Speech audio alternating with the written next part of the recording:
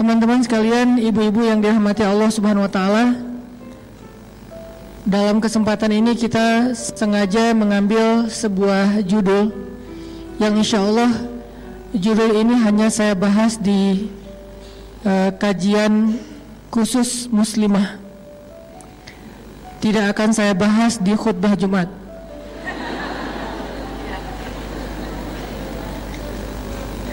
Kenapa demikian?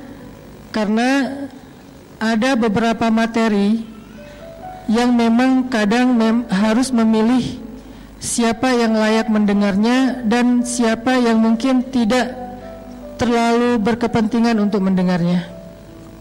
Walaupun semua ilmu dalam Islam itu baik didengar oleh laki-laki ataupun didengar oleh perempuan, tapi ada materi-materi khusus yang kadang ketika didengar oleh orang yang tepat, maka insya Allah itu juga akan menjadi kebaikan yang lebih besar.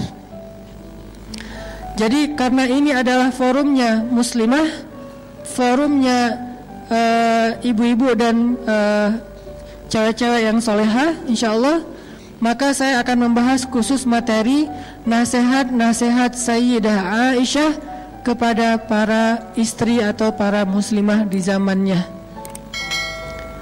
Yang kita kasih judul yang sedikit bikin kita agak penasaran, dan itu ibadah dengan tanda tanya. Kenapa kok yang diambil unsur dandannya, Ustadz? Nah, coba kita mulai dulu dengan sebuah hadis. Nanti insya Allah dalam waktu yang lain materi ini akan kita coba print karena kemarin ada miskomunikasi. Insya Allah nanti akan di print, di share atau dibagikan sehingga ibu-ibu semuanya, teman-teman bisa mendapatkan materi tertulis dan insya Allah ilmiah, walaupun bukan penulisan ilmiah yang baku, tapi ada dalil-dalil atau argumentasi ilmiah. Karena khusus kali ini saya akan mencoba membahasnya dari angle ilmiah. Saya tidak akan pakai bahasa storytelling, saya nggak akan pakai bahasa display, saya tidak akan pakai bahasa yang saya pakai dalam dakwah selama ini di anak muda. Saya akan mengajak ibu-ibu sedikit kuliah. Semoga dengan kuliah yang lebih ilmiah ini, yang lebih argumentatif ini, kita nggak boring ya. Karena biasanya kan kalau saya menyampaikan materi saya agak capruk, santai dan gak terlalu banyak pakai riwayat, walaupun sebetulnya itu adalah intisari dari riwayat. Karena saya juga belajar hadis ketika di Al-Azhar. Itu adalah translate dari hadis-hadis, cuman kita gak menyebutkan riwayatnya biar lebih light, gak terlalu bold. Tapi kali ini saya akan coba bahas dari angle yang lebih bold sedikit. Mudah-mudahan kita tidak salah faham, sehingga dengan demikian kita akan bisa benar-benar tumakninah, merasa tenang dengan beberapa hal yang kita coba anggap sebagai satu kebenaran. Kita awali dulu dengan sebuah hadis dari Abu Hurairah radhiyallahu an. Hadis ini diriwayatkan oleh Imam An-Nawawi, disahihkan oleh Syekh Al-Albani, bahkan disebutkan juga oleh Imam Al-Qurtubi dalam tafsirnya tentang ayat pernikahan di surat Ar-Rum ayat 21. Nabi SAW bersabda, khairun nisa, perempuan yang paling baik atau istri yang paling solehah. Karena an-nisa dalam bahasa hadis kadang berarti perempuan secara umum, kadang berarti istri, tergantung konteks hadisnya. Maka di dalam hadis ini an-nisa yang dimaksud di sini adalah istri. Khairun nisa, istri yang paling baik itu, istri yang solehah itu adalah ada 3 ciri-cirinya. 1, idza nazarta ilaiha sarratka, kalau kamu melihat kepadanya maka dia menyenangkan hatimu. Ini salah satu ciri istri yang solehah. Kalau kamu melihat kepadanya maka dia menyenangkan hatimu. Idza nazarta ilaiha sarratka. Ini ciri pertama. Kalau ciri-ciri perempuan yang solehah nanti di hadis yang lain banyak secara umum ya. Nanti perempuan yang berhijab, bahkan di Al-Quran banyak perempuan yang beriman, perempuan yang mengingat Allah, perempuan yang berpuasa, perempuan yang selalu taat kepada Allah. Banyak sekali ciri-cirinya. Tapi kalau dalam konteks hadis ini khusus buat istri. Jadi kita kayak lagi belajar menjadi seorang istri salehah dari siapa? Dari Sayyidah Aisyah radhiyallahu anha.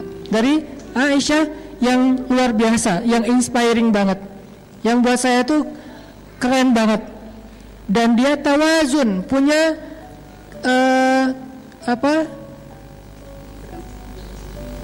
keseimbangan dalam segala hal, perfect dalam segala urusan. Bukan hanya masalah ahli ibadah, dan kita tahu gimana ahli ibadahnya Aisyah. Bukan hanya dalam masalah jawad, karim, suka menginfakkan hartanya. Kita juga tahu gimana Aisyah sekali menginfakkan hartanya itu 1000 dirham. Itu ratusan juta loh kalau dikonvert ke rupiah. Sekali sedekah itu 1000 dirham. Tapi kita juga akan membahas sisi lain dari Aisyah yang membuat Aisyah ini, kata Nabi, seperti garam di dalam satu masakan. Kalau nggak ada garam, gimana pun bumbunya banyak, kayak ada yang kurang gitu kan ya. Kalau Khadijah, perempuan yang sempurna. Fatimah, perempuan yang sempurna. Maryam, perempuan yang sempurna. Asiyah, istri Fir'aun, perempuan yang sempurna. Terus Aisyah, dia seperti garam di dalam masakan. Kalau nggak ada ini, walaupun dia sedikit saja, kalau nggak ada, jadi hambar semuanya. Dan itulah Aisyah radhiyallahu anha. Sehingga ketika kita belajar dari Aisyah, kita belajar unsur garamnya, bukan pecinnya ya, tapi garam. Kalau pecin kadang gurih tapi nggak sehat. Kalau garam gurih dan menyehatkan. Oke. Materi sudah diposting di IG Soft Muslimah. Buat nanti teman-teman yang mau mengakses, bisa sekarang, bisa nanti setelah acara ini. Kata Nabi, khairun nisa, sebaik-baik perempuan atau sebaik-baik istri itu adalah idza nazarta ilaiha sarratka, kalau kamu melihat ke arahnya maka dia menyenangkan hatimu. Itu yang pertama. Yang kedua, idza amartaha ata'atka, kalau kamu meminta dia sesuatu atau kamu menyuruhnya melakukan sesuatu, maka dia taat kepadamu. Itu ciri yang kedua. Kamu di sini siapa, ibu-ibu? Suami. Jadi kalau suami meminta sesuatu kepada istrinya, menyuruh sesuatu kepada istrinya, ata'atka, dia taat kepada suaminya. Itulah istri yang salihah. Dan yang ketiga, idza ghibta anha hafizatka fi amwalika wa ahlik, kalau engkau meninggalkannya, kerja, dinas, kayak gitu-gitu, maka dia akan menjaga kehormatanmu dan hartamu dengan amanah. Menjaga kehormatanmu dan hartamu dengan amanah. Yang ketiga ini saya coba buka sedikit karena ini nggak akan dibahas panjang. Menjaga kehormatan di sini artinya apa, ibu-ibu? Menjaga kehormatan salah satunya adalah tidak membuka aurat keluarga kepada publik. Apa aurat keluarga? Aurat keluarga itu bukan hanya tubuh. Itu kalau aurat fisik, aurat diri kita, aurat pribadi. Aurat keluarga, masalah keluarga. Jadi menjaga kehormatan suami artinya kita nggak boleh curhat di sosmed. Itu arti menjaga kehormatan suami. Tidak curhat di sosmed, baik dengan Instastory ataupun dengan postingan feed, baik dengan bikin vlog di YouTube ataupun tulisan panjang yang di-scroll nggak selesai-selesai di FB, atau bahkan sekedar status saja, update status di WhatsApp kita atau di Telegram misalnya. Apalagi kalau di Telegram kadang-kadang kita kayak bisa bikin emoticon sendiri gitu kan.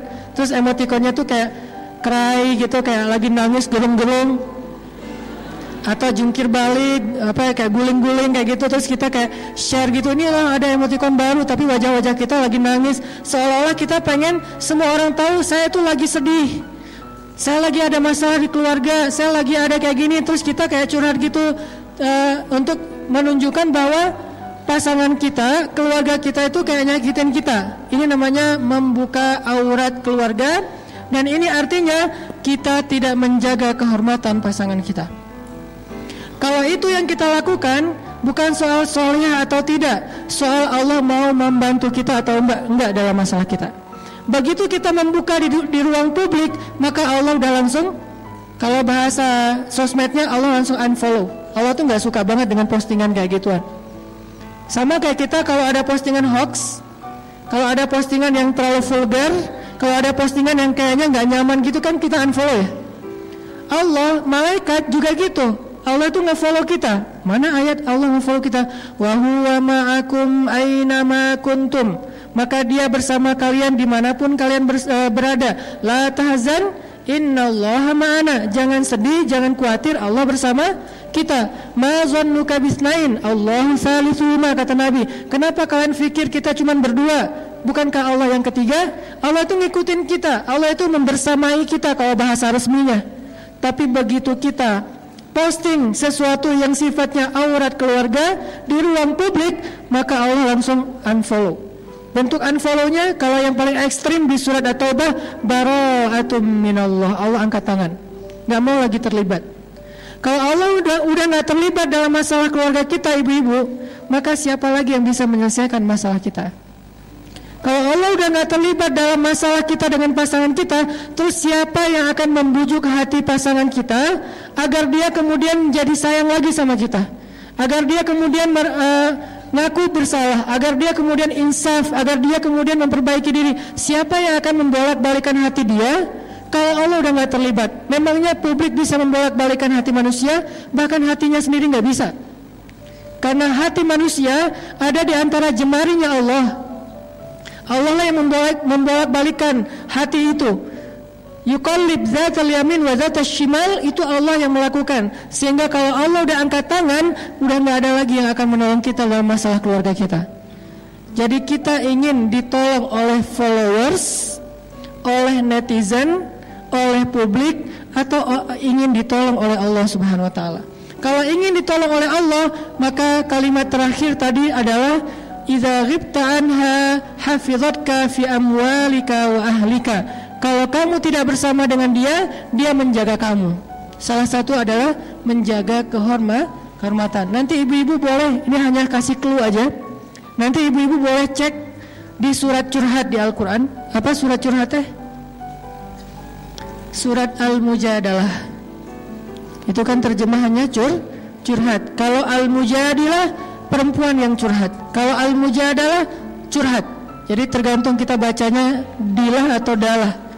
Kalau kita baca Mujadilah, berarti perempuan yang lagi curhat. Kalau kita baca Al-Mujadalah, berarti curhat itu sendiri.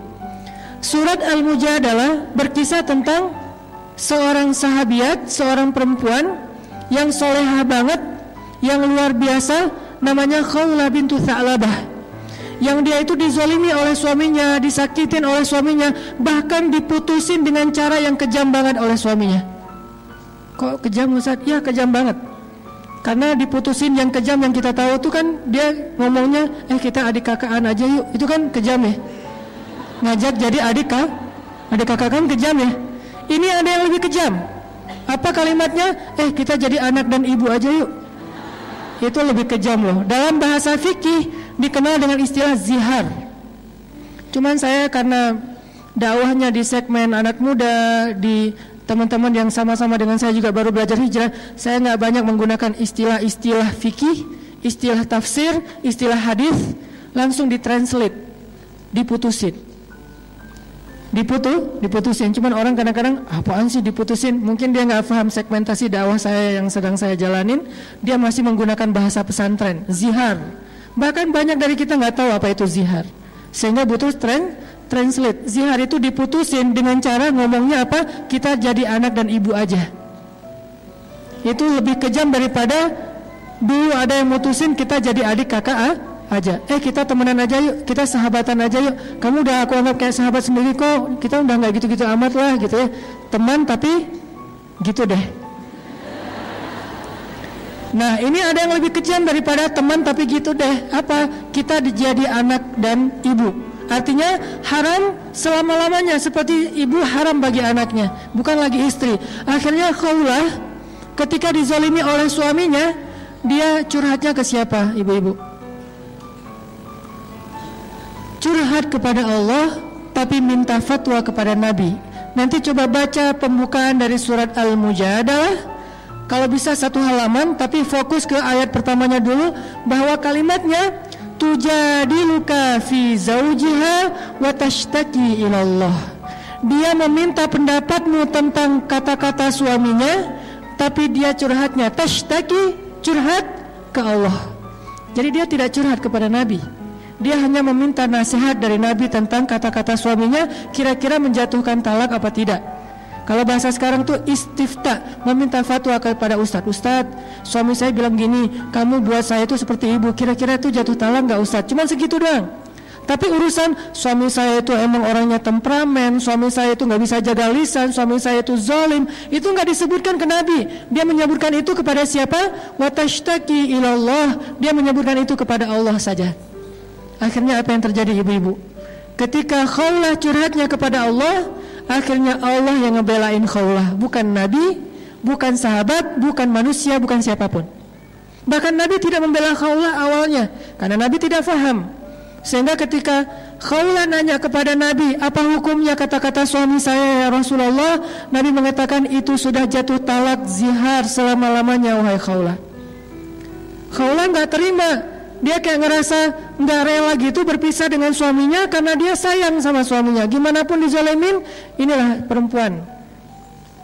Kadang-kadang dia sakit hati, tergores, tapi di balik semua itu cintanya itu kadang luar biasa ya, lebih daripada laki-laki. Walaupun dia mungkin sedikit gampang tergores, tapi kalau udah sampai ke hal-hal yang sifatnya sakral, dia lebih tahan banting dibandingkan laki-laki dengan mudahnya mengeluarkan kata talak apa segala macam. Pada akhirnya perempuan yang akhirnya minta kalau bisa ini nggak jatuh talak, Ustadz gimana suami saya ngomong kayak gini, yang akhirnya mencari solusi cewek, ibu-ibu, istri.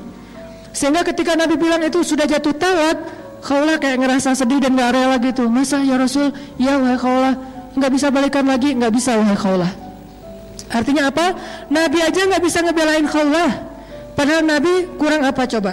Gak ada lagi manusia yang lebih baik daripada Rasul, tapi gak bisa ngebela Khawlah. Kenapa? Karena manusia.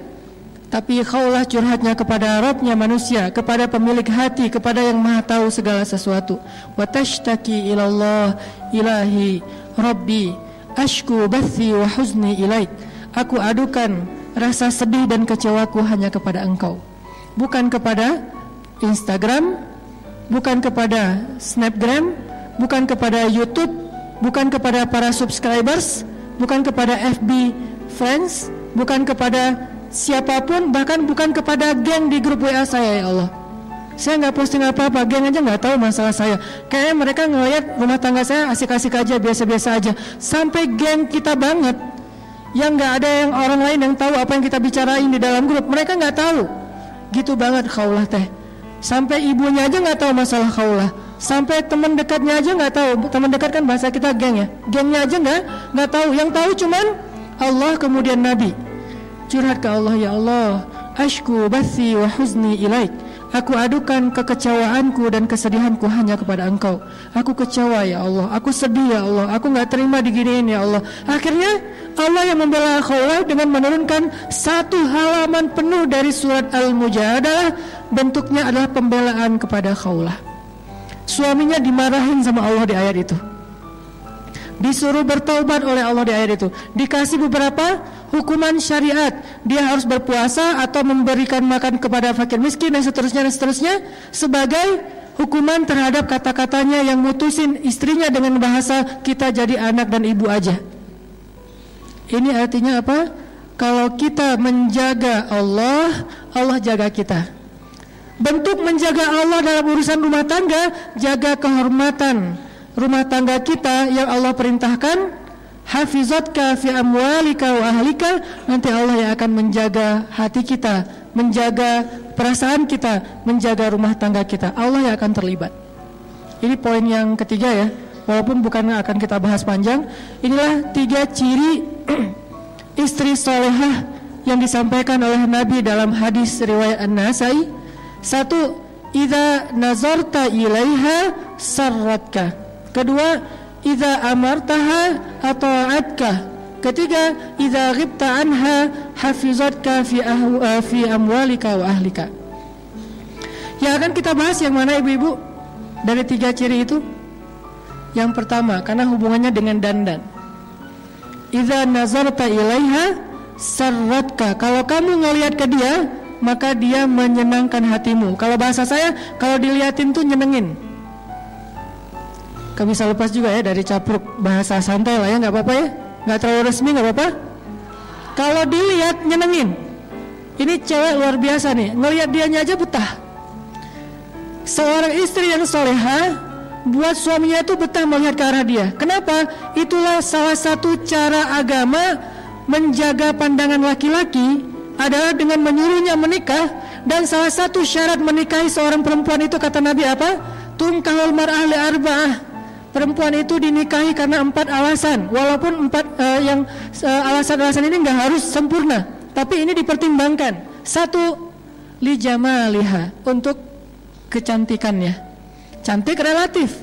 Ada orang yang senang dengan yang modal matanya kecil, ada yang modal matanya lebar, ada yang pengen rambutnya keriting, ada yang pengen rambutnya lurus, ada yang pengen misalnya kulitnya putih bersih, ada yang pengennya agak lebih kayak etnik gitu misalnya, ada yang pengen misalnya yang kurus, ada yang pengen dia nggak kurus-kurus amat, karena kalau terlalu kurus dia kayak nggak apaan sih gitu-gitu amat, dia pengennya yang biasa-biasa aja misalnya. Kan itu relatif ya. Karena relatif, Nabi nggak mengatakan spek jamal itu apa, spek dari cantik itu apa, enggak, hanya disebutkan karena kecantikannya. Bahkan walaupun ini bukan yang paling penting disebut di awal, tetap justru yang paling penting disebut di akhir, lidiniha, agamanya, tetap yang disebut di awal itu lijamal. Kenapa? Hubungannya dengan hadis An-Nasai, supaya laki-laki itu bisa menundukkan pandangan.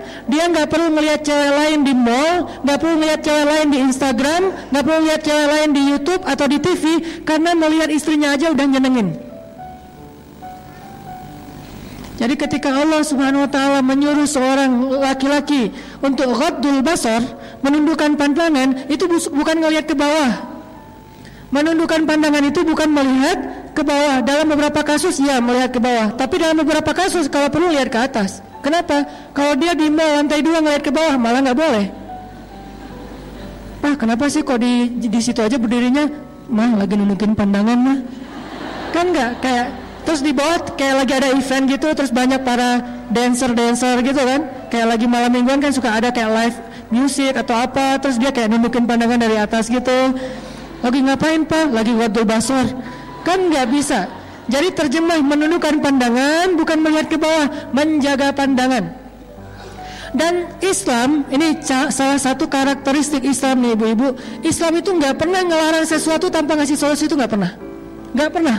Kalau kita paham Islam yang luas, contoh, Ustadz, riba diharamkan, terus kita ngapain dong Ustadz? Riba itu dilarang, tapi juga dibolehkan. Ustadz nggak takut ditahzir? Enggak. Riba itu boleh ibu-ibu. Yang nggak boleh riba dengan manusia, tapi riba ke Allah itu boleh. Malah untungnya lebih gede lah gitu. Sehingga ayatnya yamhaqullahu riba wa yurbis shadaqat. Allah menghapus riba tapi meribakan sedekah. Jadi siapa yang senang dengan riba, hayu riba dengan Allah. Caranya sedekah, kita kasih 1, Allah balikin 700. Jadi siapa yang senang memperbanyak hartanya dengan cara sistem riba, boleh banget, tapi coba ribalah ke Allah, sedekah yang banyak, nanti Allah balikin berlipat-lipat kali. Bukan 1%, bukan 3%, bukan 5% seperti deposito versi kita, bahkan 700 kali lipat. Kalau senang riba, ribalah dengan Allah. Jadi Allah nggak melarang tanpa ngasih solusi. Ustaz nggak boleh minum khamar, boleh. Siapa bilang nggak boleh minum khamar? Yang nggak boleh minum khamar itu di dunia, di surga banyak khamar. Bahkan khamarnya jadi sungai lagi di surga. Tapi bedanya sungai khamar di surga tidak memabukkan dan tidak menghilangkan akal, sehingga tetap terhormat walaupun minumnya sebanyak mungkin yang dia mau. Jadi khamar tidak dilarang kecuali di dunia saja. Di surga Allah sediakan khamar yang lebih baik daripada yang ada di dunia. Semua jenis khamar di dunia dengan berbagai macam brand, yang kadang-kadang 1 gelasnya aja harganya jutaan. Sabar, nanti kita akan minum yang 1 gelas harganya lebih dari 1 miliar di surga. Allah tidak melarang sesuatu tanpa ngasih solusi. Pacaran gak boleh? Boleh, tapi akad dulu baru pacaran. Siapa bilang pacaran gak boleh? Bukankah ayat pacaran di Al-Quran itu surat Ar-Rum ayat 21? Allah menjadikan di antara kalian, wahai pasangan yang halal, mawaddatan warahmah. Apa arti mawaddah warahmah? Kasih dan sayang.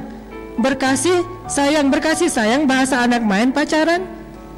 Dan itu boleh banget setelah nikah. Dan pacaran setelah nikah jauh lebih seru daripada pacaran sebelum nikah. Gak perlu ngumpet, gak perlu diam-diaman, gak perlu takut ketahuan orang lain, gak perlu harus di tempat-tempat yang tersembunyi, gak perlu takut ada rasa dosa, malah berpahala lah gitu. Ngelihat aja berpahala, memegang tangannya berpahala, berpelukan berpahala, dan seterusnya gak usah diperjelas, berpahala. Ini pacaran setelah nikah. Jadi gak ada dalam Islam larangan tanpa solusi. Gitu juga hal yang lain, termasuk menundukkan pandangan. Wahai, katakan kepada laki-laki yang beriman agar mereka menundukkan pandangan. Terus solusinya apa Ustaz? Kalau nggak boleh ngelihat yang keren-keren, ciptaan Allah yang indah, lihatlah ciptaan Allah yang ada di rumahmu, yang itu juga nggak kalah indah. Li jamaliha, dipilih karena keindahan sesuai selera. Apa yang engkau lihat dari seorang istrimu? Sehingga ketika ada seorang laki-laki muhajirin mau menikahi seorang perempuan Ansor di zaman Nabi, terus Nabi nanya, datang ke Nabi, dia ngomong gini, ya Rasul, saya pengen nikah gitu, pengen update status 2019 ganti status gitu. Saya pengen 2019 ganti status. Oh bagus kata Nabi. Dengan siapa? Dengan perempuan Ansor. Nabi nanya, apa ibu-ibu, apakah kamu sudah melihat dia? Enggak ya Rasul, kan saya orangnya kayak soleh gitu kan, enggak ngelihat gitu kan, enggak ada, bahkan ta'aruf aja enggak, kayak dijodohin aja. Kamu mau nggak nikah sama anak saya? Insya Allah dia amanah, soleha. Oh mau. Ternyata modal soleh juga tetap diperbaiki sama Nabi. Nggak cukup kayak gitu doang. Mentang-mentang kamu sama-sama soleh soleha, terus nggak saling ngelihat? Enggak, kata Nabi. Lihatlah mereka, lihatlah dia. Akhirnya kata laki-laki ini, saya pun mencuri-curi pandang untuk melihatnya. Mencuri-curi pandang, bahasa sosmednya stalking. Bahasa sosmednya stalking. Saya pun cari-cari tahu tentang dia. Oh ini orangnya. Tapi kalau stalking yang lebih baik itu jangan di sosmed, karena itu hasil editan. Wah ternyata bener ya, soleha cantik lagi tuh. Pas ketemunya, di mana ya orangnya? Saya. Loh kok agak-agak beda ya. Ini gara-gara apa? Hasil editan. Di sosmed itu ngeditnya sampai 3 kali loh. Editan pertama touch up, pakai foundation, terus kayak pakai blush on gitu, apa segala macam, bibirnya pakai lipstick yang matte apa, udah editan pertama. Kalau usah tahu, kan judulnya juga dandan. Itu demi menguasai materi ya. Nah istri saya pakai soalnya, buat suaminya insya Allah. Terus yang kedua, editan yang kedua teh pakai kamera depan. Soalnya kamera depan tuh agak-agak blur gitu, jadi nggak kelihatan ada apa goresan-goresan sih. Yang ketiga, editan pakai aplikasi gratisan. Wah semalaman ngedit. Ini gimana caranya biar matanya agak dilebarin dikit nih, alisnya ditambahin, terus jadi kayak nggak simetris gitu, agak-agak miring. Repot semalaman, baru besok pagi posting, berharap dapat banyak like. Itulah kalau kita stalkingnya di IG. Kalau pengen stalking langsung datang ke rumahnya. Pak, saya pengen ketemu sama si Neng. Seneng yang mana? Calon saya. Oh ya, ditampingin sama opanya, ditemenin. Duduk aja bertiga gitu, atau berempat, atau berlima, atau sekampung, gak masalah. Duduk, lihat langsung. Dan perempuan yang bercadar pun dalam konteks ta'aruf kayak gini, sebagian ulama mengatakan boleh membuka cadar hanya untuk calon pasangannya. Sampai dibolehkan membuka cadar bagi perempuan yang bercadar khusus untuk calon pasangannya. Di riwayat yang lain mengatakan gak perlu lihat wajahnya, cukup lihat matanya dan tangannya saja. Yang jelas lihat. Kenapa? Li jamaliha. Kadang ada selera, menurut temennya cantik, menurut dia kok saya biasa aja ya. Kalau gitu jangan paksain. Kenapa? Karena dia nggak akan jadi solusi kamu dalam menentukan pandangan. Seorang istri harusnya idza nazarta ilaiha sarratka. Kalau dilihatin suami itu nyenengin suami banget, sehingga dia malas banget nonton film apa kayak drakor segala macam. Udah ada drakor di rumahnya. Nggak perlu nonton K-pop, udah ada K-pop di rumahnya. Nggak perlu nonton apa misalnya lagu-lagu barat segala macam, udah ada itu di rumah. Nggak perlu nonton model-model yang seksi karena udah ada di rumahnya. Siapa bilang nggak boleh beli pakaian seksi di mall? Ibu-ibu kalau jalan ke Arab Saudi, saya pernah nggak sengaja, bukan saya stalking ya, nggak sengaja nih lagi jalan di Mall Saudi, kan di Saudi cewek-cewek rata-rata bercadar ya, cewek bercadar tapi belinya maaf pakaian-pakaian yang kayak orang di pantai kayak gitu, pakaian-pakaian yang mungkin sebutlah kalau bahasa perempuan mungkin kayak lingerie gitu belinya, tapi bercadar. Pertanyaan saya, bercadar, lingerie, terus pakainya gimana ya? Ternyata lama-lama saya menjadi paham, oh itu saking solehannya nih perempuan, di luar dia tidak mau tabarruj. Tabarruj itu bukan larangan berdandan ibu-ibu. Tabarruj itu larangan berdandan untuk yang bukan muhrim. Harus diperjelas, bukan berdandan titik, bukan. Karena berdandan titik itu masih relatif. Ada sisi positif, ada negatif. Dandan bisa ibadah, bisa dosa.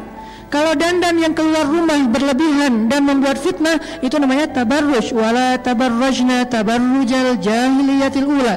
Tapi kalau dandannya untuk suami, itu namanya tazayyun. Dan tazayyun bagian dari ibadah seorang istri. Nanti kita baca nasihat-nasihat Aisyah tentang itu. Sehingga seorang istri ketika dia membeli pakaian-pakaian yang menyenangkan suaminya, walaupun tidak harus berlebihan, gak usah terlalu kayak vulgar juga, kayak maaf mungkin terlalu kayak bikin dia jadi kayak terlalu caper atau apa, asal menyenangkan suaminya. Syaratnya apa? Kalau dia belanja, bawa suami. Satu, biar dibayarin. Sebetulnya gak harus bawa juga sih, nanti kan bisa dirimbas ya. Habis beli, Pak, mau dapat pahala enggak? Pahala apa mah? Pahala dandan. Caranya rimbas dong semua biayanya gitu. Bisa. Yang kedua, biar suami yang memilih. Kayak beli body lotion. Saya kalau beli body lotion istri, saya milih. Alhamdulillah. Istri saya nanya, yang ini body lotionnya kan banyak nih, mau yang mana? Kalau aku sih senang yang fruity, saya bilang. Oh fruity, udah fruity kan banyak macam-macam. Ya terserah suami, bisa aja fruity-nya misalnya ada rasa durian gitu. Aku sih yang durian aja boleh nggak? Oh boleh, beli aja. Oke. Rumah kita kenapa ya kayak lagi musim durian? Iya, body lotion gitu. Terserah suami deh. Kenapa? Karena kita ingin menyenangkan. Kan niat awalnya itu kan. Idza nazarta ilaiha sarratka. Jadi benar-benar suami itu kayak betah banget di sebelah istri karena body lotionnya juga kayak aroma kesukaan dia banget. Misalnya kayak fruitinya tuh strawberry atau mungkin apa kayak gitu-gitulah yang saya juga nggak ngerti. Kalau saya taunya beberapa doang misalnya. Nah itu bisa bikin terus kayak beli parfumnya yang kayak gimana? Aku yang seneng yang ada kayak manis-manisnya gitu. Oh ya udah vanilla aja ya, vanilla, beli aja vanilla. Jadi kalau kayak pakai baju terus pakai parfum vanilla di sebelah suami kayak merasa kamu harum banget sih. Karena harum itu bukan cuma parfum. Selera parfum kan orang private banget ya. Suami kita yang tahu dia lebih senangnya apa.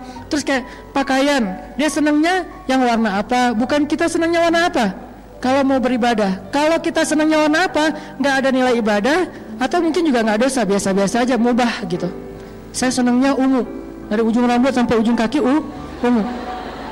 Sampai setir mobil ungu, jok mobil ungu. Kalau perlu bannya juga ungu. Kenapa? Kayak ungu fans banget lah ya pokoknya. Tapi kalau suami kita bilang, aku sih senangnya black on black sih. Soalnya suaminya anak street banget kan gitu. Jadi kayak anak jalan banget, jadi senangnya black on black. Ya udah black on black kan soleha banget ya. Semuanya hitam, serba hitam gitu. Sampai akhirnya pakai lipstick juga hitam misalnya. Nah, mama sehat. Kenapa? Terlihat seperti orang sakit ya. Ya pokoknya suami yang memilih sampai warnanya atau apa. Ini insya Allah akan jadi ibadah banget ibu-ibu. Kenapa? Itu bisa jadi solusi. Kalau suami disuruh tundukkan pandangan, dia punya pandangan yang bisa membuat dia itu bisa mengalihkan sesuatu yang negatif menjadi yang positif. Lihat istri aja. Terus nanti di dalam hadis yang lain ini kalau kita explore komparasi beberapa hadis, karena metode belajar di Al-Azhar adalah metode komparatif.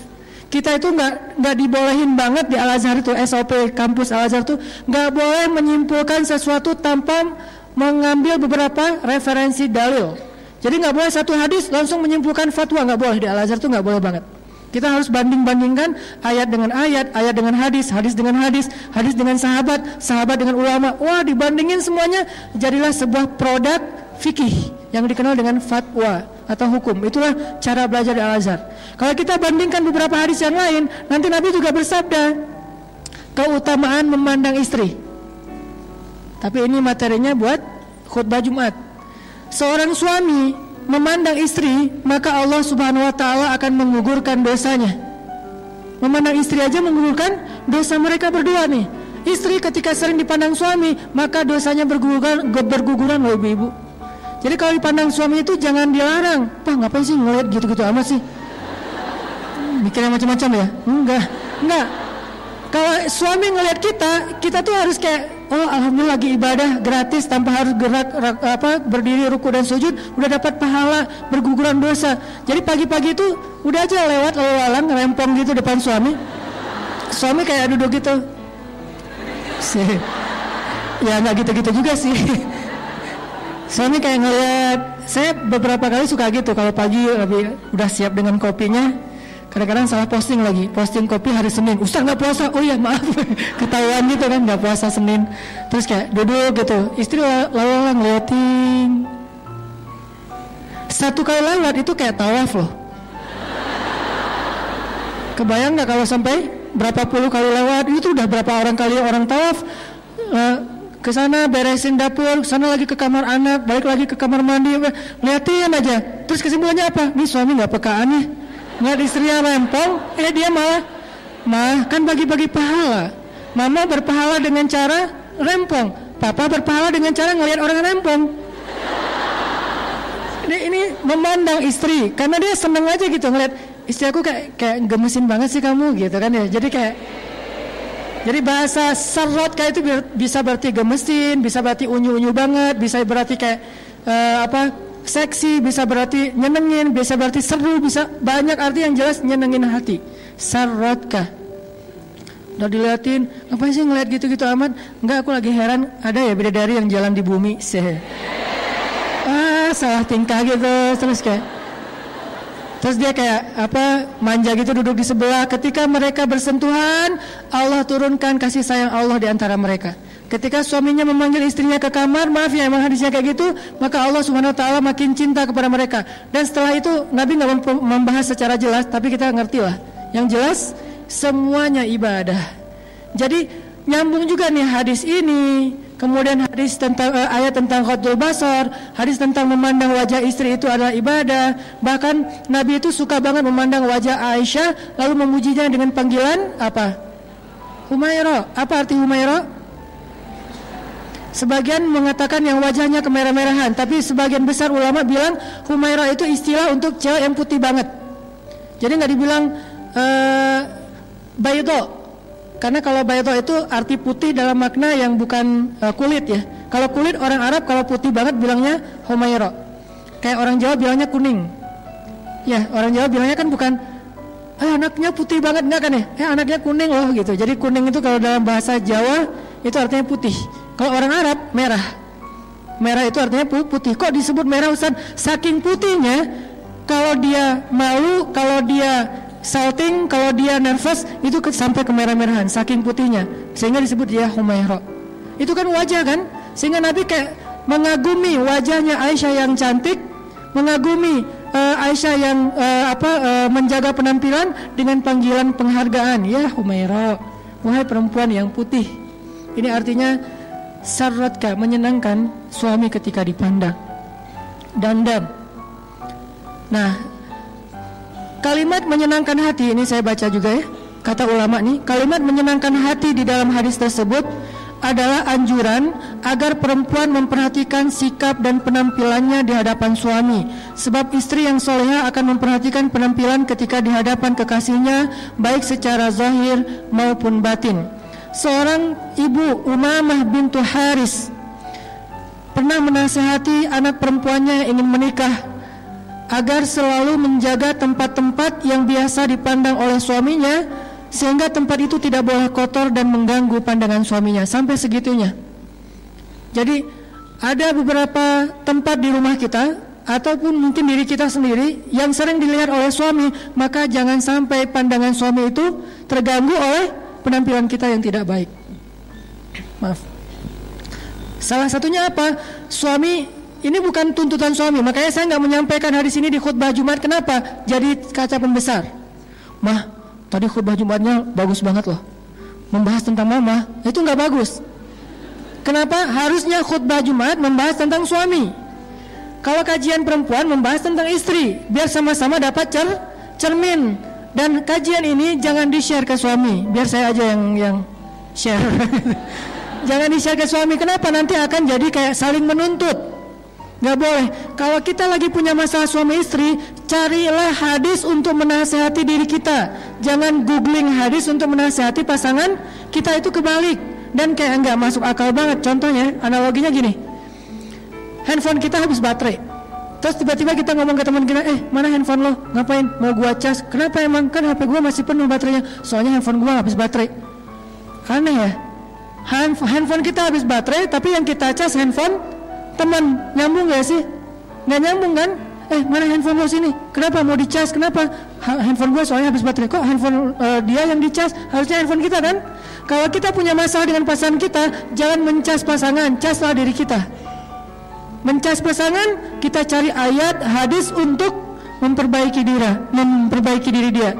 Harusnya kita mencari ayat dan hadis untuk memperbaiki diri sendiri. Jadi suami cari hadis tentang suami, istri cari hadis tentang istri.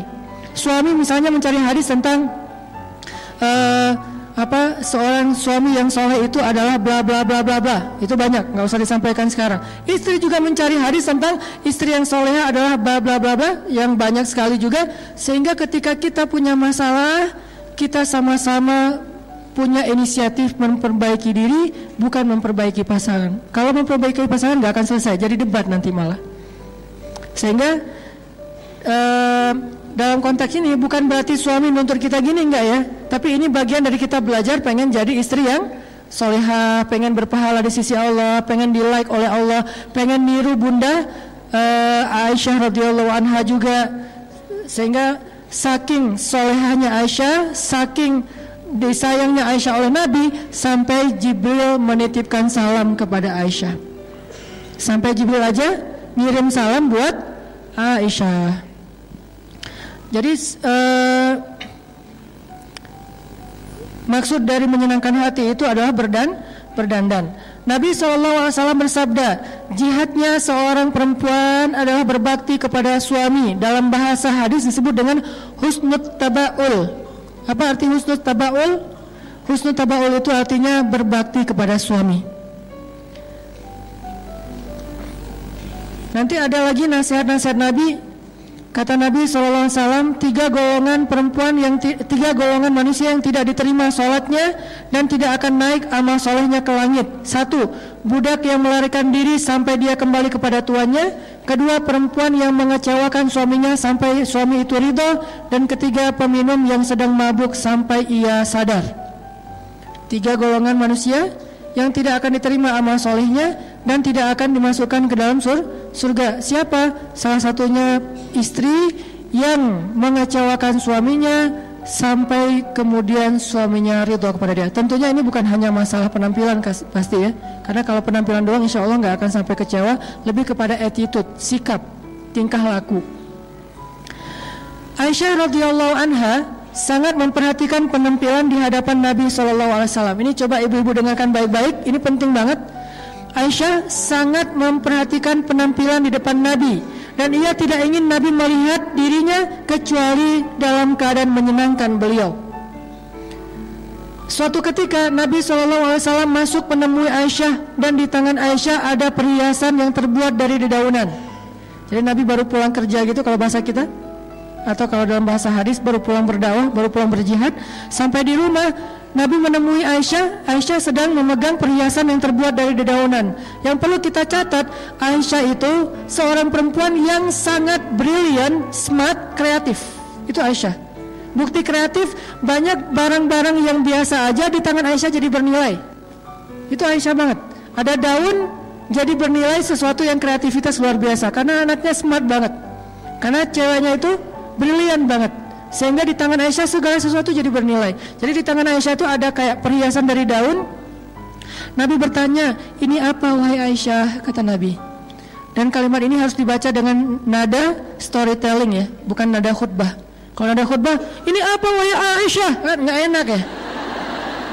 Jadi kayak Nabi baru pulang-pulang tiba-tiba teriak, ya Aisyah, apakah ini? Apaan ya? Ini jadi gini ya. Storytelling tetap harus dipakai. Ini apa Aisyah? Karena Nabi kalau ngomong sama istrinya nggak pernah teriak kan? Nggak pernah bentak, nggak pernah teriak, ngomongnya lembut. Ini apa Aisyah? Apa jawaban Aisyah?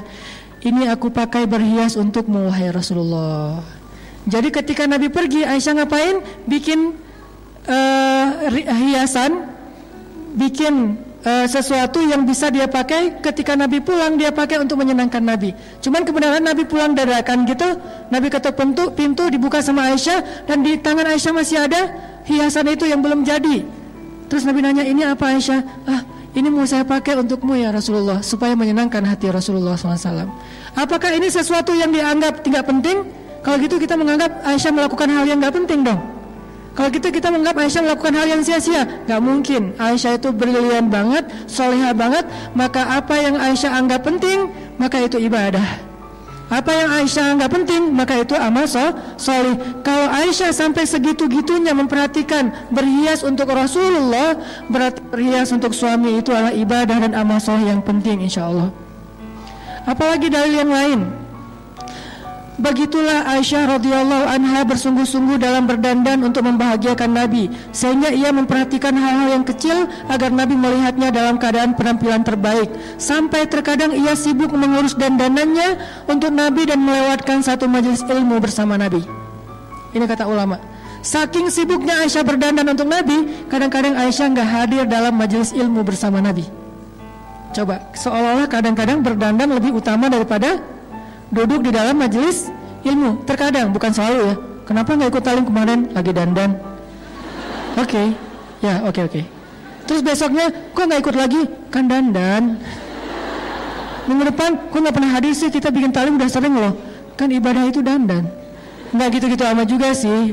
Islam itu kan syumul ya, komprehensif. Bukan satu hal doang, jangan parsial. Tapi juga bukan berarti talim nggak pernah mikirin dandan, seolah-olah dandan itu nggak penting. Enggak. Satu dari 3 ciri cewek solihah itu adalah dandan untuk suaminya. Nah, Aisyah sampai nggak hadir dalam majelis ilmu bersama Nabi gara-gara lagi sibuk berdandan. Apa dalilnya Ustadz? Dalilnya suatu hari ketika Nabi sudah wafat, yang menggantikan Nabi mengajar hadis di Masjid Nabawi siapa? Abu Hurairah. Karena yang paling banyak menghafal hadis Nabi Abu Hurairah. Suatu hari Abu Hurairah mengajar hadis-hadis Nabi di Masjid Nabawi, dan Aisyah ikut mendengar dari ruangnya, dari kamarnya, dari rumahnya di sebelah masjid. Aisyah dengerin gitu. Abu Hurairah meriwayatkan Rasulullah bersabda. Apa yang membuat Aisyah heran? Aisyah heran banyak hadis yang disampaikan Abu Hurairah Aisyah nggak pernah mendengar dari Rasulullah. Sehingga ketika selesai majelis, lalu Aisyah bertanya kepada Abu Hurairah, memanggil Abu Hurairah, ya Abahir, wahai Abu Hurairah. Itu panggilan Abu Hurairah, Abahir. Ya Abahir, wahai Abu Hurairah, kenapa saya nggak mendengar hadis yang kamu sampaikan tadi dari Rasulullah? Banyak sekali yang saya nggak tahu. Dari mana kamu dengar wahai Abahir? Kenapa saya nggak dengar? Apa jawaban Abu Hurairah? Wahai ibu kami. Itu panggilan untuk Aisyah karena istri Nabi adalah ibunya orang yang beriman. Wahai ibu kami, ya saya mendengarkan hadis itu, sedangkan ibu tidak mendengarkan, soalnya ibu sibuk dengan berdandan.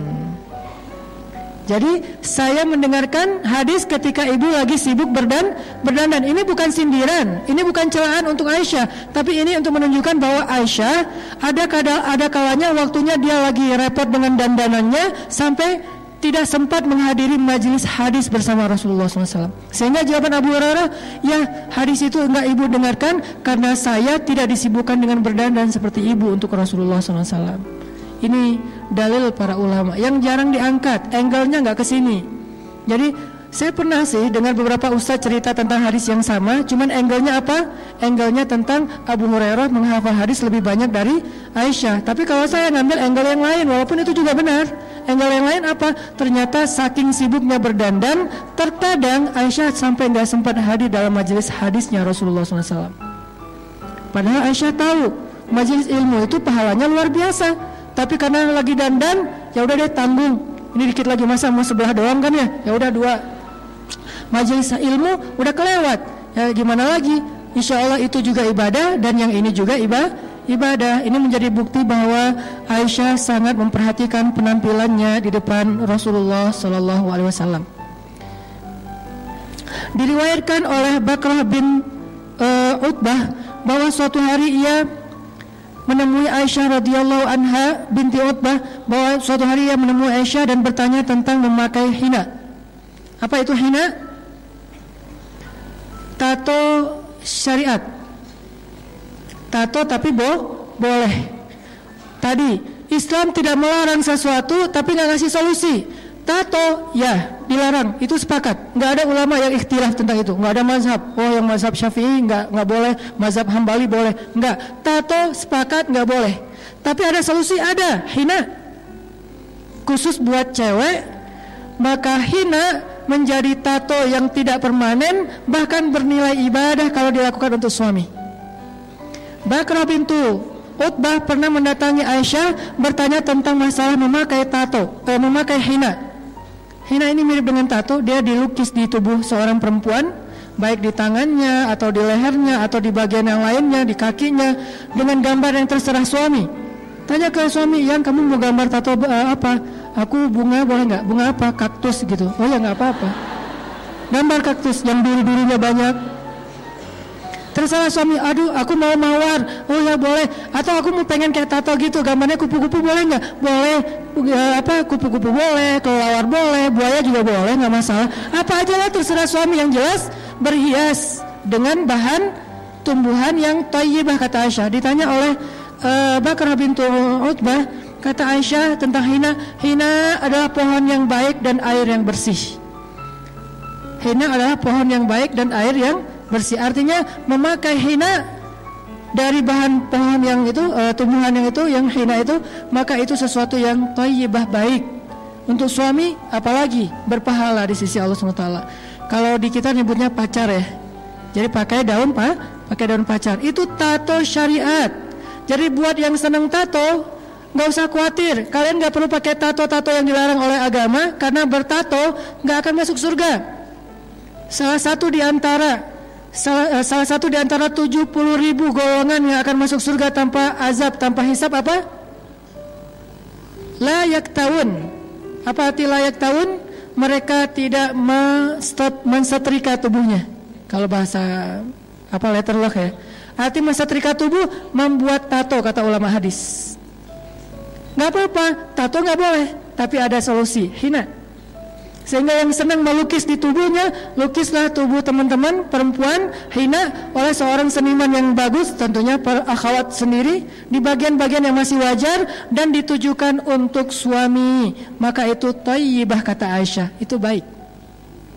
Itu thayyibah, itu baik. Kayak misalnya bikin di tangan di sini atau di bagian tangannya kayak gelang gitu, tapi dalam bentuk lukisan hina, kayak bunga apa gitu, kayak tanggal lahir atau apalah, terserah deh kan, atau ambil aja gambar-gambar di Google gitu kan, image tato buat cewek kan banyak tuh.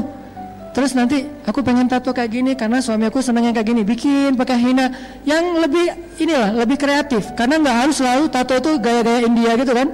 Kan ada yang seleranya India, dangdut, pop, apa, kan beda-beda kan ya. Kalau yang senangnya dangdut ya udah gaya India aja yang rame di sini misalnya, ya nggak masalah, bajunya juga rame. Tapi ada yang senangnya simpel-simpel aja, tatonya cuma tanda tangan gitu, ya nggak masalah juga. Tanda tangan suaminya, dan tanda tangannya juga simpel, kayak tanda tangan Benyamin.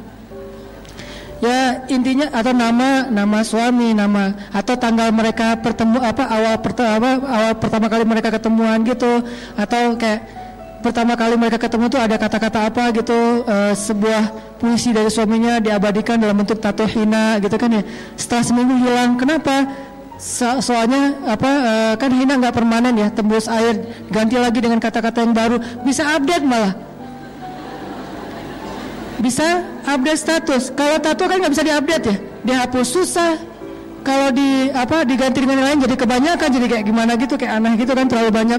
Kamu apain sih kok rame banget? Ya intinya adalah Allah tuh ngasih solusi banget. Dan saya sangat yakin Islam itu bukan agama yang bawel. Nggak boleh, haram. Halalnya mana? Banyak. Di antara 5 grade hukum dalam Islam, cuma 1 doang yang haram. Yang ini halal 4-4-nya. Coba kita bikin grade ya. Grade hukum dalam Islam. Pertama, wajib. Boleh nggak yang wajib tuh? Bukan boleh lagi, kalau bisa harus ya. Kecuali ada uzur syar'i, harus. Berarti boleh dilakuin. Di bawahnya sunnah, boleh nggak? Malah berpahala kalau kita lakukan. Di bawahnya mubah, boleh nggak? Boleh, walaupun nggak berpahala, tapi juga nggak dosa. Di bawahnya lagi makruh, boleh nggak? Boleh, walaupun ditinggalkan lebih baik, tapi boleh dilakukan, boleh. Baru yang terakhir haram yang nggak boleh. Dari 5 grade hukum dalam Islam, cuma 1 doang yang nggak boleh, 4 boleh. Dengan levelnya masing-masing, tapi boleh sama boleh. Cuman ada yang berpahala bolehnya, ada yang lebih berpahala lagi, ada yang biasa aja, ada yang bahkan kalau ditinggalkan berpahala tapi dilakukan juga nggak masalah. Intinya adalah Islam itu bukan agama yang ribet, yang susah, yang berat, yang beban, yang bawel, yang cerewet, yang cuman tahu istilah haram. Ustaz ini haram, belum juga nanya udah haram. Gimana nih? Ustaz saya ada pertanyaan, haram? Kok haram? Belum nanya. Jadi jangan senang dengan kata haram, senanglah dengan kata halal. Halal, halal, halal, halal, haram. Sehingga ayatnya basyiran wa naziran, berita gembira dan peringatan. Tidak ada naziran wa basyiran, peringatan dan berita gembira. Sehingga orang kayak trauma gitu membahas Islam. Udah nggak usah terlalu serius lah, gue trauma dengan istilah-istilah yang terlalu syariat. Jadi dengan syariat trauma, karena yang ditampilkan tentang syariat itu cambuk. Gak ditampilkan efek dari itu, gara-gara cambuk akhirnya zina jadi berkurang, bahkan hampir tidak ada. Gak ditampilkan efek dari hukum syariat itu, gak ada lagi orang yang buang bayi di jalanan. Bukan itu yang ditampilkan dari syariat, tapi adegan cambuknya, adegan rajamnya, adegan kisosnya. Gak ditampilkan gara-gara kisos jadi zero crime. Kenapa? Karena naziran wa basyiran, bukan basyiran wa naziran. Harusnya kan Islam itu basyiran wa naziran, yang nyemangatin, yang bikin orang senang gitu, yang bikin orang bergairah. Termasuk ini, Ustaz, apa hukum tato? Boleh, tapi dari bahan hina, khusus cewek dan hanya untuk suaminya. Itu jawaban lengkapnya. Dan tolong ini jangan di-cut ya, jangan diedit jadi 1 menit terus salah paham. Harus lengkap. Ustaz, apa hukum tato? Boleh, dengan syarat bahannya dari hina, dipakai oleh cewek, ditujukan hanya untuk suami. Tato yang kayak gitu boleh. Saya lebih senang menjawab boleh daripada enggak. Ustaz, apa hukum riba? Boleh, dengan syarat ribanya ke Allah, bentuknya sedekah. Ustaz, apa hukum pacaran? Boleh, tapi akad dulu. Ustaz, apa hukum ini? Boleh. Ustaz, apa hukum khamar? Boleh banget, enak lagi tuh, tapi di surga. Syaratnya meninggal dulu. Jadi banyak boleh sebetulnya, cuman kita kan jarang menggali sisi bolehnya ya. Lebih banyak menggali sisi nggak boleh. Ustaz, apa hukum ini? Nggak boleh. Ustaz, apa hukum itu? Neraka. Ustaz, apa hukum ini? Siksaan. Ustaz, apa hukum ini? Kutukan. Ya sih, cuman sebelum itu yang ini dulu. Karena basyiran baru naziran. Kalau udah dikasih solusi masih ke sana, baru naziran. Tato udah dikasih solusi hina, kok masih pakai tato? Naziran. Nggak akan mencium harumnya surga, apa segala macam. Kan udah dikasih solusi.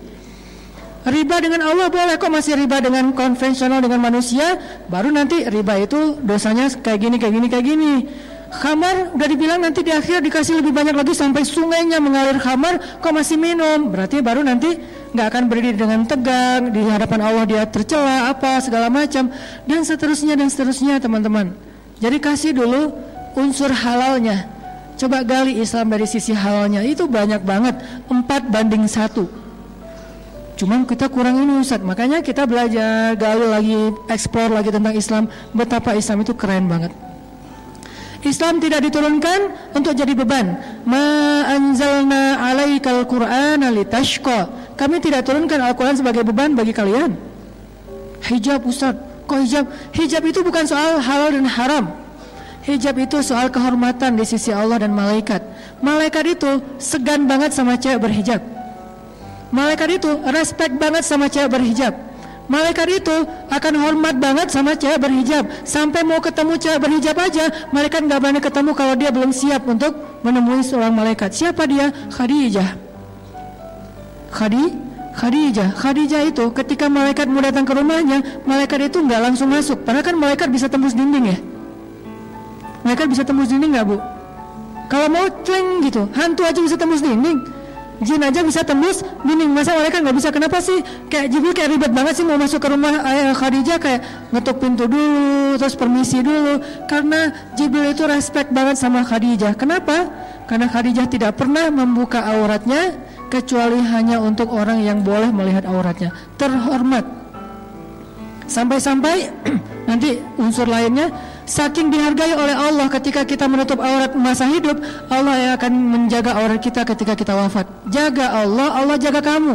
Apa contohnya? Tsunami di kampung saya di Aceh dulu. Alhamdulillah, sejak saya pergi ke Mesir, Allah kasih hidayah, ibu saya udah nggak pernah lagi membuka hijabnya kalau keluar rumah. Kalau dulu kan hijab itu cenderung kayak pakaian resmi ya, acara resmi baru berhijab. Kalau ke warung doang ya standar lah ya, nggak sampai vulgar sih, cuman tapi rambutnya kelihatan karena dianggap cuma ke warung tetangga kan gitu ya. Tapi alhamdulillah akhirnya paham, oh itu bukan masalah ke warung atau ke tempat yang resmi, tapi menutup aurat. Alhamdulillah sejak saya ke Mesir, ibu saya udah menutup aurat dengan lebih baik. Dan ketika meninggal dalam musibah tsunami itu kan kayak blender. Teman saya alhamdulillah dia selamat, dia cerita, dia bilang, dia manggil saya gitu, Anan, dulu waktu tsunami itu gua naik ke lantai 2 rumah gua, dia rumahnya 2 lantai, naik ke lantai 2 karena dekat laut, itu kelelep juga walaupun lantai, karena airnya itu lebih tinggi dari pohon kelapa kalau yang dekat laut. Aris, Bilal, saya manggilnya Aris, panggilan keluarga. Bilal itu kan korban tsunami, dia ke blender dalam tsunami. Dia ininya kan punggung dia itu kan sempat kebelah, terus kakinya sempat sobek besar, kepalanya juga pernah ininya ada beberapa bekas kebelah gitu. Karena dia ke blender dalam tsunami, dia saksi hidup lah dalam musibah tsunami. Dia megang ibu saya, megang kakak saya, mereka bertiga kayak pegangan gitu menghadap ombak tsunami yang katanya lebih tinggi dari pohon kelapa. Itu hitam tapi kayak meletup-letup gitu, pecah gitu, hancur semua yang ada di depannya. Karena udah nggak bisa lari, akhirnya mereka ke blender bertiga. Dalam blenderan itu kata Bilal, dia dia sadar, lepas tangan ibu, lepas tangan kakak, terus Bilal terdampar nyangkut di atas atap rumah orang, tapi udah sobek-sobek, terus dia pingsan gitu. Pas dia sadar, ibu udah meninggal di pekarangan rumah, blender tapi selamat, ketahuan ininya jenazahnya di pekarangan rumah sama kakak saya. Yang bikin saya berbaik sangka dan jadi kayak hiburan buat saya, udah ke blender, hijabnya nggak lepas. Sedangkan teman saya, dia cerita, namanya Habibi, dia cerita, Hanan, dulu gue juga ikut ke blender pas tsunami, gue pakai jeans, pakai baju kaos gue hilang, jeans gue hilang. Kebayang nggak pakai celana jeans yang ketat, pas dia di blender, sadarnya di atas atap rumah orang, itu udah hilang pakaiannya. Padahal pakai celana jeans loh, bukan hijab, bukan jilbab yang longgar ya. Jeans kan ketat, susah banget kan dibuka kan, sampai kalau darurat kan susah banget tuh dibuka tuh. Itu padahal ngebuka pakai tangan kita aja susah, buka kancingnya dulu itu susah, apalagi di blender. Harusnya kan, apalagi dalam air harusnya kan nggak kebuka, tapi saking parahnya tuh blenderannya, Habibi ini selamat, udah nggak pakai jeans, udah nggak pakai kaos. Untungnya mungkin Allah masih menjaga aurat dia, masih pakai pakaian dalam, tapi jeans sama kaosnya udah hilang. Ibu saya. Dan ada beberapa kejadian perempuan muslimah, aktivis dakwah, yang mereka ke blender juga, ditemukan di depan rumah, ditemukan di jalan, tertelungkup, tapi hijabnya sempurna. Padahal ke blender. Itu hadis, jagalah Allah, Allah jaga kamu. Jaga Allah ketika kamu hidup, Allah jaga kamu ketika kamu wafat. Kalau di dunia aja digituin sama Allah, gimana di akhirat? Gak mungkin dia akan dibuka aibnya oleh Allah, Allah akan jaga. Allah akan bikin dia terhormat nanti di akhirat. Walaupun nanti di padang mahsyar ada adegan gak pakai apa-apa yang bikin Aisyah malu banget dengan hadisnya kan ya. Kata Aisyah, aduh malu banget sih hadis cerita itu. Kata Nabi, Aisyah, waktu itu orang gak akan peduli tentang aurat, karena orang sibuk dengan likulli imri'in yawma idzin sya'nun yughni. Tapi setelah itu Allah langsung tutup aurat cewek-cewek yang berhijab. Ini namanya basyiran. Bukan yang tidak berhijab satu jengkal untuk nanti neraka segala macam. Itu yang kesekian. Nomor satunya, bahaslah unsur motivasinya, gairahnya, kebaikannya, kehormatannya. Itulah yang dibahas dalam Al-Quran, itulah yang dibahas dalam hadis, termasuk bab ini. Ternyata pakai tato itu boleh dengan syarat yang saya sebutkan tadi. Hina, khusus cewek, dan diniatkan buat suami, bukan buat orang lain. Malah tato ini tato berpahala lah gitu.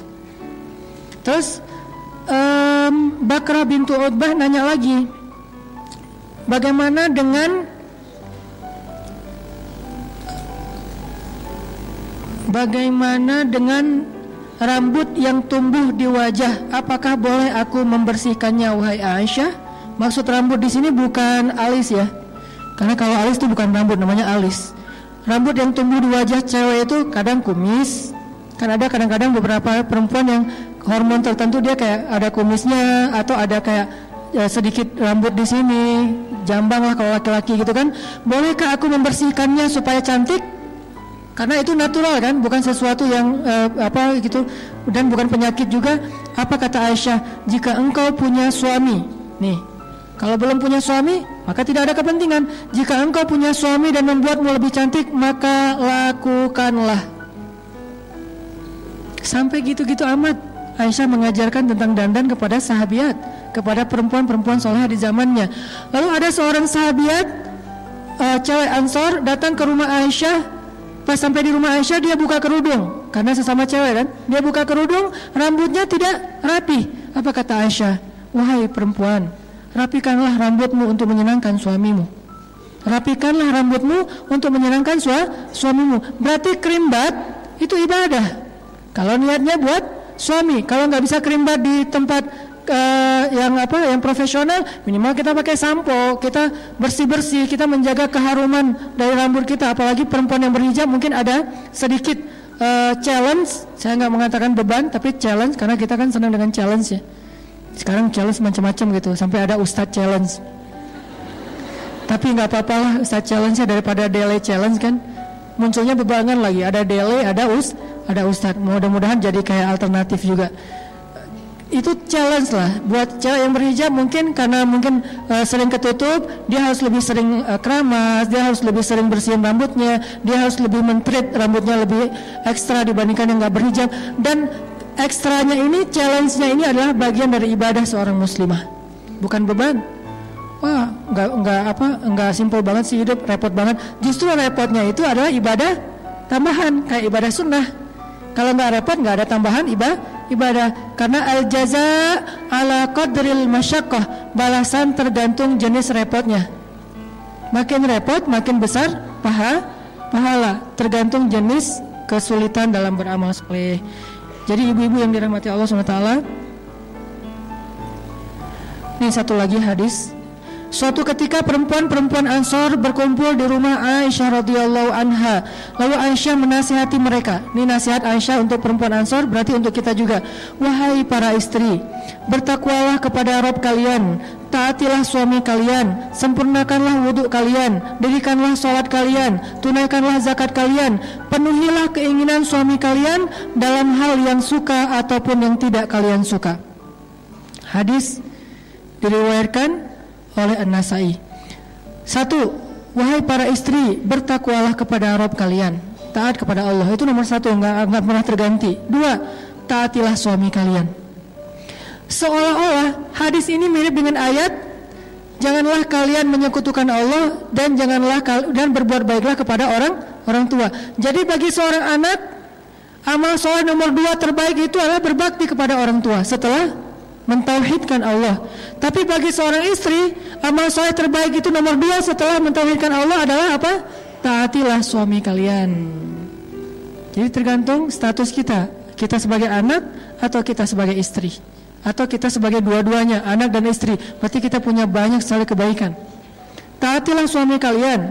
Terus sempurnakanlah wudhu kalian, supaya, karena sebaik-baik perhiasan, sebaik-baik dandanan itu adalah air wudhu. Kalau dandanan kita di dunia itu hanya memberi cahaya wajah kita di dunia saja.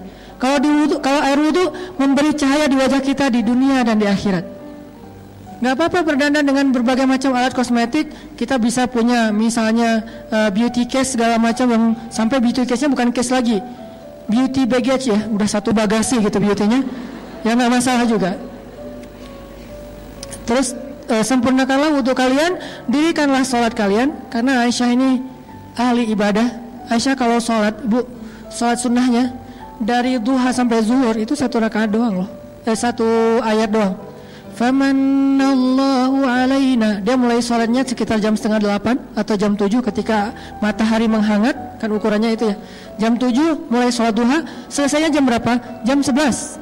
8, 9, 10, 11. 4 jam. Ayatnya apa? Famanallahu alaina wa waqana adzabas samum. Nangis. Ulang lagi. Famanallahu alaina wa waqana adzabas samum. Ruku, sujud, berdiri. Famanallahu alaina. Entah berapa rakaat, ayatnya itu aja, surat At-Tur. Ayat yang dibaca Aisyah dari pagi, artinya duha, sampai menjelang zuhur, sholat. Makanya Aisyah kalau ngomong kayak gini tuh bukan cuma narasi, udah ngamalin sendiri. Bab taat suaminya, bab menyenangkan suaminya, bab ibadahnya, bab tauhidnya, bab zakatnya. Tunaikanlah zakat kalian, dan yang terakhir, penuhilah keinginan suami kalian dalam hal yang kalian suka atau yang kalian tidak suka, dengan syarat tidak menyelisihi syariat pastinya, karena tidak la ta'atal makhluk fi maksiatil khaliq, tidak boleh taat kepada makhluk dalam hal bermaksiat kepada khaliq. Sebetulnya ada banyak lagi hadis-hadis tentang, keren banget tentang Aisyah. Ini semua yang saya pernah sampaikan tentang Aisyah. Dulunya saya tidak terlalu suka untuk menyampaikan riwayatnya kepada pendengar, karena emang saya sedang menyampaikan dalam bentuk storytelling. Tapi sebetulnya ada banyak riwayat tentang itu, termasuk berat badan Aisyah itu bukan masalah saya menjudge, kalau yang udah lebih berarti nggak soleh. Bukan. Itu adalah sebuah motivasi, karena itu juga relatif kan. Ada yang beratnya 60 itu ideal, ada yang 55. Angka 55 itu dalam bahasa orang Arab bukan angka persis. Orang Arab tuh kalau dibilang 1000 bukan dihitung 1000-nya. Kayak Al-Quran khairun min alfisyah, lebih baik daripada 1000 bulan. Jangan dihitung 1000 bulan, artinya 82 tahun sekian bulan. Bukan. Itu kaidah bahasa Arab, dan kita melihatnya dari angle bahasa aslinya. Bahasa Arab kalau bilang 1000 artinya banyak. Kalau bilang 55 artinya ideal. Ideal itu relatif, tergantung tinggi badan. Ada 55 ideal karena tingginya sekian, ada 55 itu kurang dari ideal karena tingginya sekian. Ada yang 60 baru ideal. Jadi 55 bukan angka yang timbang, 56, aduh nggak soleh, nggak gitu sih. Ini harus diperjelas, mudah-mudahan tidak jadi fitnah. Maksudnya menjaga tubuh itu bagian dari jamal, bagian dari syaratka, walaupun itu bukan satu-satunya ciri cewek soleha. Kan ada 3 tadi. Cuman kalau bisa semampu kita, apa salahnya? Dan itu bukan hanya soal berat badan, termasuk lifestyle, termasuk healthy healthy breakfast kayak gitu-gitu. Kita makan apa ketika sarapan? Aisyah makan apa ketika sarapan? Korma. Kita sarapan misalnya lontong kari misalnya. Oh ya gimana ya? Ya gitu deh. Jadi bukan masalah hanya ukuran badannya, tapi juga termasuk masalah pola makan, pola hidup. Oke, satu lagi sedikit lagi aja biar kita dapat lebih banyak hadis. Hadis tentang gimana Aisyah menyenangkan hati Nabi SAW dalam banyak adegan, termasuk seru-seruan. Aisyah itu kan anaknya tuh asik gitu kan. Makanya saya bilang gaul, kalau buat saya tuh, istri saya kalau bilang istri usahanan tuh gaul, saya malah bangga. Kenapa? Saya melihat gaul itu positif. Jangan bilang gaul itu negatif, berarti kita menjudge. Karena gaul itu gak selalu negatif. Bukankah hadis Nabi riwayat At-Tirmidzi disahihkan oleh Imam Al-Albani juga? Apa kata Nabi? Al-mu'min alladhi yukhalitun nas wa yasbir ala adahum khairun aw a'zamu ajran minal mu'min alladhi la yukhalitun nas wa la yasbir ala adahum. Cuman saya gak menyampaikan teksnya aja selama ini. Mukmin yang bergaul, yukhalit itu artinya bergaul. Mukmin yang bergaul dengan manusia lalu bersabar atas gangguan mereka, kekurangan mereka, maka itu lebih baik dan lebih besar pahalanya daripada mukmin yang tidak bergaul dengan manusia dan tidak bersabar atas gangguan atau kekurangan mereka. Hadis Tirmidzi, Ibnu Majah disahihkan oleh Al-Albani. Nanti gaul nggak selalu negatif, bahkan terkadang positif. Aisyah gaul banget. Dia punya geng, dia punya teman, dia punya banyak murid, dia punya perempuan Ansor yang semuanya senang bergaul dengan Aisyah. Tapi gaulnya Aisyah bukan keluyuran keluar rumah tanpa mahram, bukan. Gaulnya Aisyah dengan perempuan. Kan gaul nggak harus selalu keluar rumah kan, di dalam rumah juga bisa gaul, ke rumah tetangga juga bisa gaul, ke rumah temannya juga bisa gaul. Kalau sekarang mungkin sosmed gitu, punya geng sendiri di dalam grup ya, itu kan gaul. Nah ini ada hadis, karena gaulnya Aisyah, dia tuh anaknya tuh asik gitu sama Nabi, asik banget, seru banget, nggak ada yang namanya juga garam ya, kayak renyah, gurih, nyaman gitu. Nabi suatu hari pulang ke rumah, melihat Aisyah lagi bermain dengan teman-temannya. Bermain dengan teman-temannya. Teman-teman di sini artinya gengnya Aisyah. Lalu Nabi SAW bertanya, wahai Aisyah lagi ngapain? Kami sedang bernyanyi ya Rasulullah. Maka Nabi pun duduk mendengarkan mereka bernyanyi. Lalu datang Abu Bakar. Abu Bakar marah, ya Aisyah, kok kamu pakai seruling-seruling setan di rumah Nabi? Kata Nabi, wahai Abu Bakar, biarkan mereka bersenang-senang. Hari ini adalah hari rayanya kabilah Fulan bin Fulan. Satu. Kedua, Nabi lagi pulang ya. Ini lucu nih. Nabi lagi pulang ke rumah, tiba-tiba Nabi ngelihat di balik tirai yang kesingkap angin, Aisyah lagi main di kamarnya. Main apa? Main boneka-bonekaan. Hadis ini terjadi ketika Aisyah baru menikah dengan Nabi, dan waktu itu usia Aisyah masih anak-anak, usia 12 tahun lah ya. Bukan ketika Aisyah sudah ABG, karena ada adegan anak-anak, adegan ABG, adegan dewasa. Bahas Aisyah sesuai dengan zamannya. Nah Aisyah lagi kayak main boneka-bonekaan gitu. Terus di tengah-tengah boneka itu ada patung kuda yang terbuat dari kayu, dan kudanya ada sayapnya. Terus pas Nabi datang, Nabi langsung duduk di sebelah Aisyah. Nabi nanya gini, Aisyah ini apa? Kata Nabi. Nabi kayak pas datang lihat Aisyah lagi kayak main-main gitu, lagi ngatur-ngatur kayak kalau sekarang tuh kayak Barbie, terus kayak Ana siapa gitu-gitu kan ya. Jadi banyak boneka-boneka gitu diatur-atur sama Aisyah. Di tengah-tengahnya ada kuda bersayap. Nabi langsung duduk sebelah Aisyah. Nabi nanya, Aisyah ini apa? Oh ini boneka-boneka aku, kata Aisyah. Terus kalau ini apa? Oh ini kuda. Nabi bilang, memang kuda ada sayapnya. Apa jawaban Aisyah? Ya Rasulullah, emang Nabi gak pernah dengar kalau Sulaiman itu punya kuda dan punya banyak sayap? Nabi langsung tertawa sampai terlihat gigi gerahamnya. Mana gigi geraham? Di sini. Berarti ketawanya lebar, saking Nabi happy-nya dengan Aisyah. Terkadang kekanak-kanakan sedikit itu gemesin, gak masalah, selama masih mungkin tergantung usia juga ya. Kadang dewasa lebih butuh, kekanak-kanakan juga butuh kan. Buat saya sih bukan berarti kekanak-kanakan tuh harus jadi anak-anak, enggak. Kayak manja, kayak caper-caperan, itu bikin suami kadang kayak ngerasa cowok banget lah ya. Jadi kayak cowok sejati gitu, dimanjain sama istri. Jangan terlalu mandiri juga kadang-kadang. Karena kalau ibu-ibu terlalu mandiri, suami jadi ngerasa gak punya kesempatan jadi seorang cowok sejati gitu. Kan cowok sejati yang melindungi gitu, yang memanjakan, yang ngusap-ngusap kepala gitu kan. Kita kayak ngerasa mau dipijat sama suami, enggak usah, aku mah enggak terlalu capek. Enggak apa-apa, manja aja. Kalau perlu gatel aja, minta suami yang garukin. Yang gatel, yang mana? Belakang, kanan dikit. Kiri salah. Kiri lagi. Ya. Itu tuh manja gitu tuh keren banget loh. Dan Aisyah tuh kayak gitu sama Nabi. Manja-manjaan, suami lagi itikaf terus kayak disisir sama Aisyah, itu kan manja-manjaan ya. Kayak sesekali mereka kayak kalau bahasa kita tuh kayak gila-gilaan gitu, lari-lari di tengah padang pasir gitu, terus kayak lomba-lomba lari. Itu kan gila-gilaan yang pacaran soleh yang berpahala ya. Lakukanlah itu, insya Allah berpahala dan akan seru banget hidup kita. Jangan garing-garing amat. Dan Aisyah traveler, karena emang enak diajak traveling, orangnya seru gitu, ramai, nggak kayak yang jaim-jaiman. Kebayang gak sih traveling sama pasangan kita terus dia kayak jaim gitu, yang kita mau kemana? Terserah. Krik-krik gak sih perjalanan, kan gak nyaman banget ya. Yang kita makan di mana? Ikut aja. Aduh gak seru banget. Yang kita challenge ya sih, kita bikin vlog ke. Apaan vlog?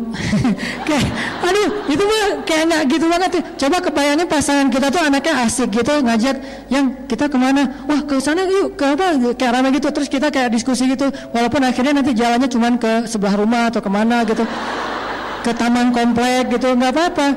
Yang kita makan di mana? Makan misalnya batagor di sana, yuk makan cuanki di sana. Udah sering kali di sana. Oh iya ya, terus di mana? Ya udah deh di jalanan aja, kata dia. Aduh, aku nggak tega bawa kamu di kejalanan. Nggak apa-apa, kasar sama kamu kan tetap happy gitu kan ya. Akhirnya kayak seru-seruan gitu. Itu Aisyah banget teman-teman dalam bahasa bahasa sejarah. Cuman ketika kita translate kepada konteks sekarang, intinya kata ulama, Aisyah itu farihah marahah. Apa artinya? Aisyah itu seru. Farihah marahah, orangnya seru terus, happy terus, rame terus, nggak ada matinya. Itulah Aisyah. Sisi inilah yang jarang diangkat dari sosok ibunda Aisyah yang keren, super duper keren menurut saya. Kita hanya ngelihat sisi ibadahnya, malunya, hijabnya, oke, tapi belum sempurna. Banyak sisi lain yang luar biasa dari Aisyah, sehingga Nabi mengatakan Aisyah itu seperti garam di dalam sebuah lauk. Ayo kita belajar jadi garam buat suami kita, sehingga kalau nggak ada kita kayak ada yang kurang gitu. Dia kumpul sama gengnya, tetap kurang, nggak ada kita. Saya kalau ngumpul sama siapa aja selalu bawa istri saya. Kenapa? Kalau nggak ada kamu tetap nggak seru. Tetap aja kalau ada dia tuh kayak seru gitu. Selalu harus kita jadi garam. Dia ngumpul sama gengnya, bawa kita. Kalau nggak tetap kurang. Dia jalan, bawa kita. Kalau nggak kurang. Dia meeting, bawa kita. Kalau nggak kurang. Sampai dia meeting masalah kerjaan aja, dia pengennya ada kita. Kalau kita nggak bisa ikut, dia kayak update gitu. Yang bete nih, kenapa? Nggak ada kamu, gitu ya. Terus kayak lagi meeting, kayak lagi chat gitu, terus lagi apa, itu kan seru banget ya. Itulah Aisyah. Imajinasikanlah sejarah sosok Aisyah radhiyallahu anha dalam perilaku rumah tangga kita. Semoga itu menjadi salah satu bekal kita untuk menjadi seorang istri solehah, selain unsur-unsur lain pastinya, sehingga Allah Subhanahu wa taala menitipkan salam untuk kita melalui para malaikat, sebagaimana Allah menitipkan salam untuk Aisyah melalui Jibril alaihissalam. Itu aja yang bisa saya sampaikan. Kita tutup dengan sama-sama berdoa kepada Allah. Semoga apa yang sudah kita dapatkan hari ini bukan hanya sekedar menjadi wawasan, tapi bisa jadi amal soleh kita, bisa jadi moral kita, bisa jadi akhlak kita. Nggak ada yang sempurna pastinya. Semua kita belajar. Laki-laki belajar menjadi suami yang lebih baik, perempuan belajar menjadi istri yang lebih solehah. Semuanya tumbuh, semuanya belajar dari kesalahannya, belajar dari percekcokan rumah tangganya, belajar dari kesalahpahaman di antara mereka. Belajar, bukan merasa udah paling sempurna. Justru kita belajar karena kita merasa banyak kurangnya, lalu kita memperbaiki diri. Insya Allah dengan kayak gitu rumah tangga kita akan Allah bangun menjadi rumah tangga yang dicemburui oleh para malaikat, sebagaimana malaikat cemburu kepada rumah tangga Ibrahim dan rumah tangganya Imran alaihi radhiyallahu an. Allahumma ighfir lana dzunubana wa liwalidayna warhamhuma kama rabbayana shighara. Allahumma a'inna ala dzikrika wa syukrika wa husni ibadatik. Rabbana atina min ladunka rahmah wa hayyi' lana min amrina rasyada waj'al lana min kulli dhiqin makhraja wa min kulli hammin faraja wa min kulli usri yusra. Rabbana hab lana min azwajina wa dhurriyyatina qurrata a'yun waj'alna lil muttaqina imama. Ya Allah, ampunkanlah dosa-dosa kami ya Allah. Dosa kami sebagai anak untuk ayah dan bunda kami ya Allah. Dosa kami sebagai seorang istri untuk suami kami ya Allah. Dosa kami sebagai seorang kakak untuk adik kami ya Allah. Dosa kami sebagai seorang ibu untuk anak-anak kami ya Allah. Dosa kami sebagai murid untuk guru-guru kami ya Allah. Dosa kami sebagai seorang perempuan untuk masyarakat kami ya Allah. Ampunkanlah dosa-dosa kami yang kadang kami tidak sadar melakukannya, tetapi dosa-dosa itu telah menutup hati kami sehingga membuat kami sulit khusyuk di dalam sholat, membuat kami sering gampang tersinggung ketika dinasihati, membuat kami enggan memperbaiki diri, membuat kami jauh dari orang-orang yang solih. Ampunkanlah dosa-dosa kami ya Allah. Jangan Engkau marah kepada kami karena dosa-dosa kami tidak mengerti ya Allah. Maafkanlah kesalahan kami. Ilahana, ajarkanlah kami menjadi seorang qurrata ayun, penyejuk mata bagi pasangan kami. Karena salah satu di antara doa orang yang beriman, Rabbana hablana min azwajina wa dzurriyyatina qurrata ayun. Ya Allah ya Rabbana, jadikanlah pasangan kami atau istri kami, anak-anak kami penyejuk mata bagi kami, dan jadikanlah kami sebagai imam dalam ketakwaan. Maka ya Allah, kami sebagai para istri meminta kepada Engkau, bimbinglah kami, ajarkanlah kami bagaimana menjadi qurrata ayun bagi suami kami. menyenangkan pandangan suami kami, sehingga itu bisa membuat dia mudah menundukkan pandangannya di luar rumah kami, membuat dia merasa betah di dalam rumahnya, membuat dia mendapatkan pahala dari memandang kami, membuat dosa-dosa kami berguguran karena dipandang lama oleh suami kami, membuat kami menjadi istri yang soleh yang Engkau ridhoi, menjadikan itu semuanya jihad dalam rumah tangga kami. Ya Allah, ajarkan kami tentang hal ini. Ajarkan kami bagaimana berperilaku baik kepada suami kami, tersenyum di wajah suami kami, karena kami sadar tersenyum di wajah orang lain saja selama bukan fitnah itu adalah ibadah, apalagi tersenyum di wajah pasangan kami sendiri. Memaafkan kesalahan orang lain saja ibadah yang luar biasa, apalagi memaafkan kesalahan suami kami. Menjaga perasaan orang lain adalah ibadah, ra'fah, apalagi menjaga perasaan ra'fah kepada suami. Menunaikan hak orang lain saja ibadah, wafa, apalagi wafa kepada suami kami sendiri.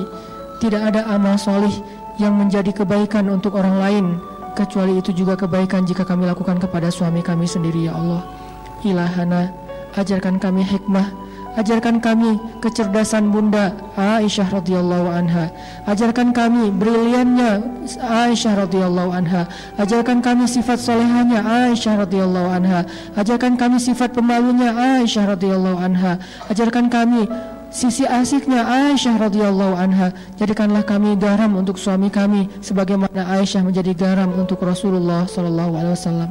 Rabbana atina fid dunya hasanah wa fil akhirati hasanah wa qina adzabannar. Subhanakallahumma wa bihamdika asyhadu an la ilaha illa anta astaghfiruka wa atubu ilaik. Assalamualaikum warahmatullahi wabarakatuh.